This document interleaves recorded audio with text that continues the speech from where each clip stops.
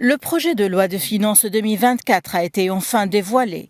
Il ne comporte pas de mesures visant à promouvoir l'investissement en Tunisie et ne reflète pas une véritable volonté de compter sur soi afin de stimuler l'économie, mais repose principalement sur des emprunts et des ressources fiscales pour renforcer le trésor public. C'est ce qu'a affirmé l'association Bausala qui a livré une première lecture de cette loi. Pour nous, cette loi s'inscrit dans la continuité des politiques d'austérité dictées par les institutions financières internationales à travers le gel des recrutements.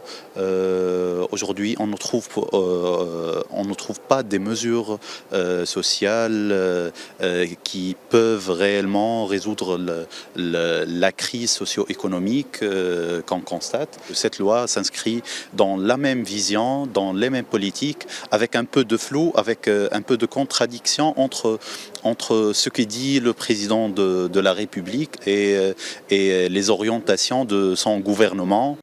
Le chef du gouvernement, Ahmed El-Hacheni, avait une autre vision. Pour lui, le projet de loi de finances 2024 vise à consolider le rôle social de l'État. La situation générale dans le pays n'est ni catastrophique ni en faillite, comme le prétendent certains, mais connaît une conjoncture particulière accentuée par les différentes crises que connaît le monde entier. Dans cette conjoncture, la Tunisie a fait preuve de résilience grâce à une stabilité politique depuis juillet 2021. D'après la loi de finances, l'année 2024 sera marquée par la hausse des besoins de financement qui passe de 24 milliards de dinars à 28 milliards, soit une augmentation de près de 16%.